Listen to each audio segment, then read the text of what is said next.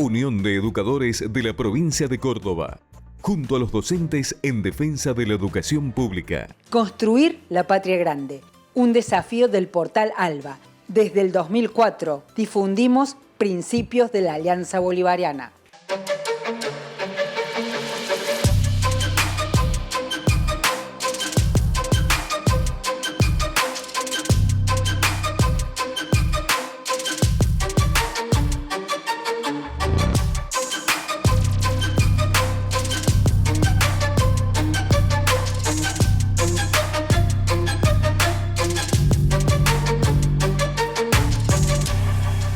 Muy bienvenidos a esta nueva edición de Principio Activo, Salud y Sociedad.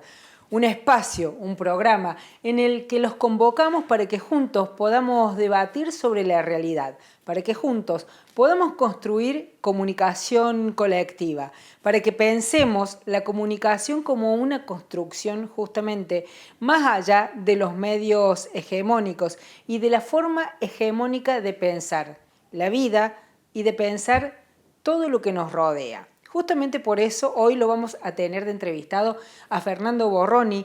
Él es un reconocido periodista y con él hablamos de esta construcción de sentido que generan los medios hegemónicos, que representan al poder concentrado, ese del que siempre hablamos en nuestro programa, y que expropia nuestros sueños, nuestro trabajo y todo lo que generamos con la energía de pueblo argentino, todo lo que generamos como pueblo y con nuestros propios recursos naturales. La construcción de contenidos y la disputa del sentido de la comunicación es de lo que hablamos con Fernando Borroni. Los medios hegemónicos generan una construcción de sentido sin sentido para las clases populares. ¿Qué es lo que tenemos que hacer? ¿Por dónde transitamos?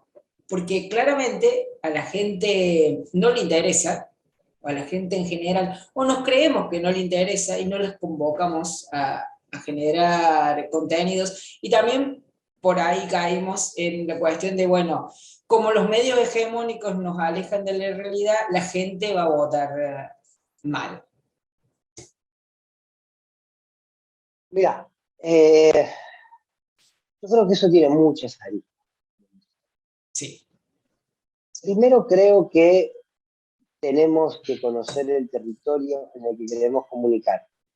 Vos como comunicadora y yo como comunicador sabemos que es regla 1, ¿no? Un mandamiento. A ver, ¿en qué territorio? ¿A quiénes le comunicamos? Yo creo que lo que no tenemos en el campo nacional y popular es un pleno conocimiento de a quiénes le comunicamos. Totalmente. Yo creo que partimos de un error que es creer que nosotros vivimos en una sociedad que está muy politizada. Y yo creo que no. Yo creo que la sociedad argentina no está tan politizada como creemos. ¿Debe ser uno de los países más politizados? Sí. Pero eso no hace que tengamos una sociedad que esté muy politizada. Terminamos mirando la comunicación. A ver, Córdoba tiene una sociedad básicamente politizada, la puede tener Mendoza, las grandes ciudades, las que tienen grandes ciudades, porque tienen más consumo. Los medios de comunicación se politizan más o menos.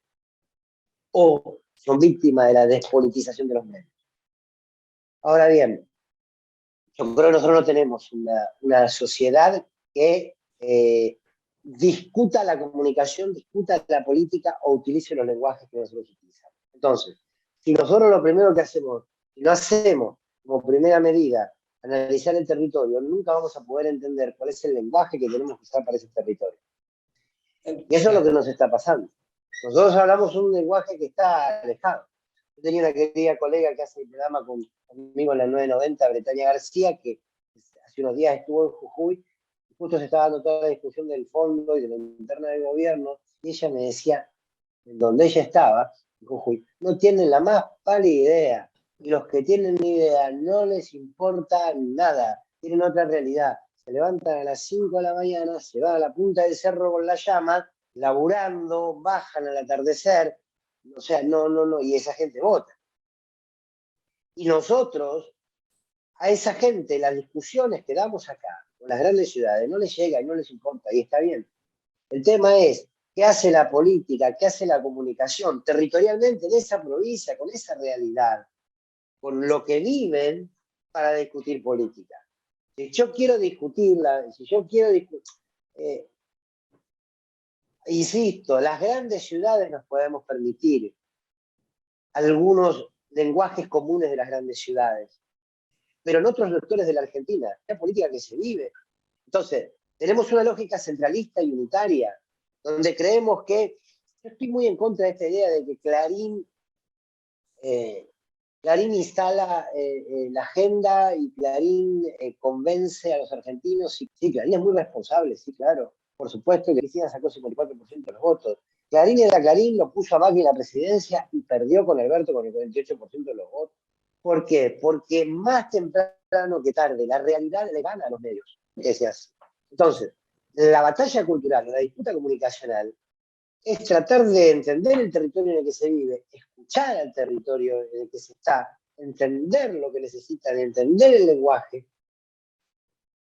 y a partir de ahí dar las batallas, y a partir de ahí dar las disputas. Yo me acuerdo que en el 2015, aquí en la ciudad de Buenos Aires, se hacía una campaña, en el barrio de la Villa 31, una de las villas más pobres de la ciudad, se hacía una campaña del frente de gobierno, que lo encabezaba Scioli y la presidencia. Se repartían volantes que decía recuperamos aerolíneas, recuperamos YPF. Se repartían en la Villa 31. ¿Por qué? Porque iban los mismos volantes a Recoleta, uno de los barrios más caros de la ciudad de Buenos Aires, que la 31. Y eso es desconocer el territorio. O querer imponer un relato que se repite sistemáticamente. Eso lo hace la derecha, el campo nacional y popular. Entonces, perdón que responda largo, yo soy muy larguero, pero digo, lo primero que tenemos que hacer es a quiénes le queremos comunicar, definirlo. Y entender que entonces que la discusión es otra, que es territorializada. Tenemos que territorializar la comunicación. Esperemos que hayan disfrutado de esto que compartíamos con Fernando Borroni. Y territorializar los contenidos es algo que siempre decimos en nuestro programa y es algo que intentamos en este espacio. En el próximo bloque de Principio Activo, Salud y Sociedad, vamos a hablar de salud mental con un especialista que es muy reconocido a nivel internacional. No te lo pierdas.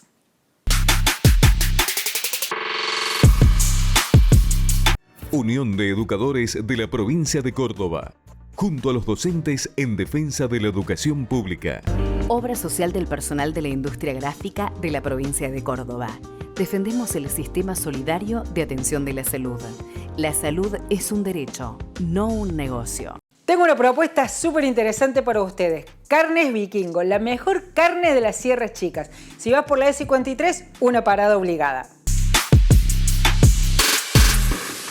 Seguimos con Principio Activo, Salud y Sociedad. Compartimos el segundo bloque como le habíamos prometido. Vamos a hablar de salud mental, no en clave médica, sino en clave cultural y antropológica. Salud mental y COVID con Leonel Dosa de Mendoza, un especialista, un doctor en psicología que hoy vive en Barcelona, pero que es oriundo de nuestro continente. Lo escuchamos. Mira, la cuestión de la salud mental, claro, porque el concepto de salud mental viene emparentado con el de enfermedad mental, ¿no? Que justamente fue un concepto que se engendró en el siglo XIX, cuando la medicina por primera vez se apropia del tratamiento de los que hasta entonces eran llamados locos y locas. Sabemos Historia de la locura de Foucault, ¿no? El que durante muchos años a las personas que hoy en día llamamos psicóticas, locas o locos, se les encerraban en grandes asilos junto con las prostitutas, con los pederastas, con los delincuentes, con los asesinos, y ahí estaban los locos y locas también, hasta prácticamente el comienzo del siglo XIX, mitad del siglo XIX en muchos países, de una forma indiscriminada. El loco era como un delincuente más. En definitiva, pertenecía a este grupo de los inadecuados según la mentalidad burguesa de la época, racionalista, ¿no? El que por lo tanto debían de ser excluidos, y además en esos asilos que estaban lejos de la ciudad, que era para evitar el contagio de estas personas que tenían, que hasta hoy en día algunos de los llamados loqueros siguen estando alejados de los centros de la ciudad en este sentido. Pero de repente, por una serie de transformaciones históricas, ideológicas y culturales, la medicina le echó un ojo a esa gente que estaba ahí mezclada con los demás y ha dicho, pues, es que a estos les pasa otra cosa. No deben de estar aquí encerrados con esta mala gente, ¿no? Y si las personas enferman de lo físico, un cáncer, una neumonía, una tuberculosis, lo que le pasa a esta gente es una enfermedad mental, ¿no? Y nace ahí el concepto de enfermedad mental, que paradójicamente en este pretendido descubrimiento científico se colaron ahí una serie de valores ideológicos y en que en definitiva el loco debería de ser recluido pues, justamente porque no encajaba en los patrones burgueses y del racionalismo que venía desde el siglo XVIII pisando fuerte y ganando terreno a otro tipo de valores, ¿no? No tan racionalistas y etcétera, ¿no? Entonces, claro, el concepto de enfermedad mental, digamos así, ha ido dibujando unas imágenes de la locura muy en la negatividad, el que no puede, el que no sabe, el que es agresivo, ¿verdad? Que es otro gran, ¿no? Cuando estadísticamente sabemos que las personas que no tenemos diagnóstico psiquiátrico somos más violentas que las personas con diagnóstico psiquiátrico, ¿no? Lo que sí sube un poco la estadística de la agresividad, cuando digo agresividad verbal y física, ¿no? Es en el contexto familiar. Parece ser que sí, que las personas con problemática grave de salud mental suelen ser a ver más conflictiva, pero también porque tienen familias muy conflictivas, también no porque sean así, ¿no? Están en contextos familiares muy conflictivos y las agresiones verbales y físicas ahí estadísticamente, pero sin embargo se estableció ahí esta idea, ¿no? De que de la enfermedad mental que nos llevó a toda esa construcción de la psiquiatría, donde intentaron describir la mal llamada enfermedad mental como si fuese una enfermedad física, ¿no? Entonces, tal y tal y tal síntoma, neumonía, tal y tal síntoma, tuberculosis, tal y tal síntoma, esquizofrenia paranoide, tal y tal síntoma, trastorno bipolar tipo 1. ¿Qué ocurre? Que el intento de hacer esto con la locura, tenemos aquí en España y en todos los lugares del mundo muchos casos, ¿no? Que un mismo paciente que va a diferentes psiquiatras sale con un diagnóstico diferente. Porque la locura no es un problema médico. La locura es un problema social, cultural, antropológico, psicológico, y algo de lo médico también, pero no es un problema médico. Ahora vemos con el tema del coronavirus qué atención se ha dado a la salud mental. Es como a la física, ¿no? Como si bueno, seguramente empezaremos a hablar de ello ahora también. Y es verdad que claro, esto está trajo una serie de problemas, ¿no? Sabemos que la cantidad de prescripción médica de ansiolíticos y antidepresivos se ha multiplicado de una forma vertiginosa, ¿no? Pero como tratado como un problema médico. Te voy a dar la pastillita para que tu neuroquímica y tu cerebro empiece a funcionar bien otra vez y puedas volver a trabajar y en definitiva también entrar en la máquina social de la producción y etcétera, etcétera, ¿no?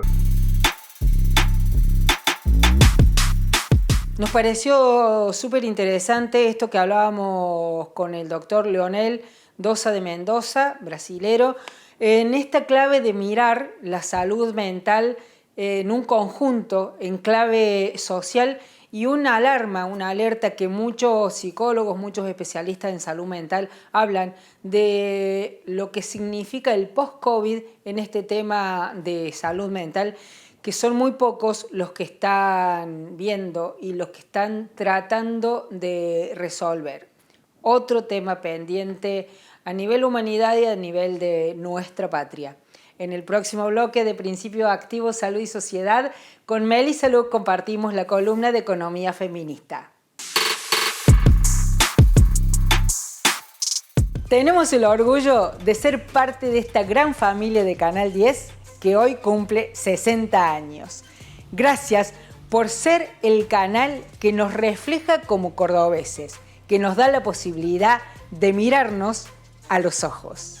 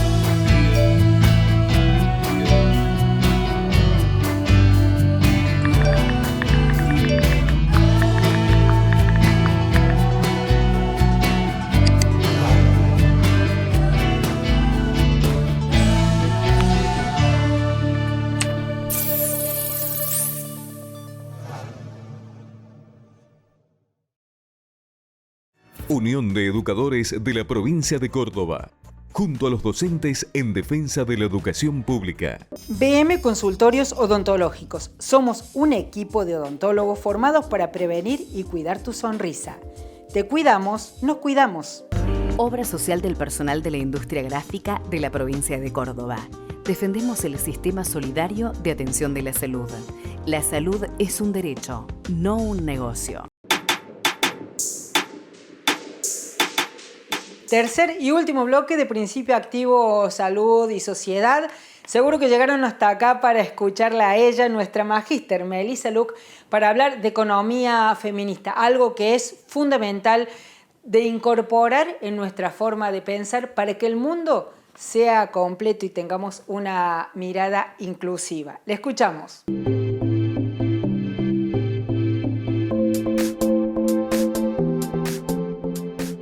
Hola a todos y a todas. De nuevo Melissa Luc hablando de economía feminista. En los últimos años, la economía feminista ha recabado mucha información sobre la condición en la que están los mercados que consideramos feminizados, aquellos mercados que mayoritariamente trabajamos las mujeres. Lo que se ha observado prácticamente es que las mujeres tenemos una menor participación en todos los mercados laborales que nuestros pares hombres, y en particular los mercados que son feminizados, es decir, en donde la mayoría sí somos mujeres, son mercados en donde la precarización es mucho mayor y la informalidad es mucho mayor. En épocas de crisis económica lo que termina esto es que empeora las condiciones de las mujeres, porque los primeros mercados que se ven afectados son los mercados más informales y más precarizados, en donde generalmente lo que sucede es que se reduce drásticamente las posibilidades de remunerar esos trabajos de la forma en la que se estaba haciendo, y generalmente lo que se hace es incluso empeorar las condiciones de remuneración en estos mercados. En particular, este año se está observando que la participación de las mujeres en los mercados laborales se ha visto muy reducida por la pandemia, y no solamente se ha visto reducida, sino que estamos en una peor participación que incluso después de la crisis del 2001. Por lo tanto, el gobierno nacional y los gobiernos provinciales tienen que abocarle mucha atención a este sector y abocar sobre todo muchas políticas públicas y económicas que traten de mejorar la condición en estos mercados, y no solamente impulsar el crecimiento económico en aquellos mercados que ya son formales, que ya funcionan dentro de todo, dentro de la lógica de la ley, que son los mercados masculinizados.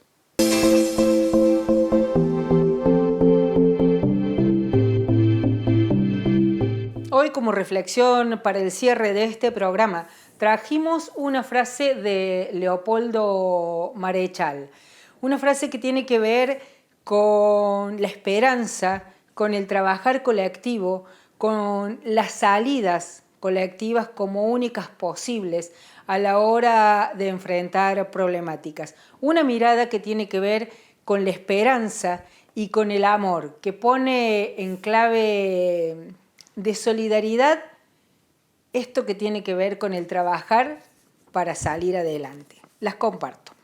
Argentina es un país de misión y predestinación.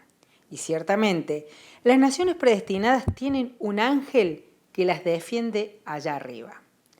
Pero no hay que librarlo todo a la providencia, porque Dios ayuda a los que se ayudan y porque a los ángeles no le gusta trabajar solos. Leopoldo Marechal. Caminemos juntos con esperanza y con alegría y no dejemos que el odio que quieren sembrar desde los medios hegemónicos sea una piedra más en el camino. El odio hace infeliz a las personas, el amor las hace crecer. Hasta el próximo programa.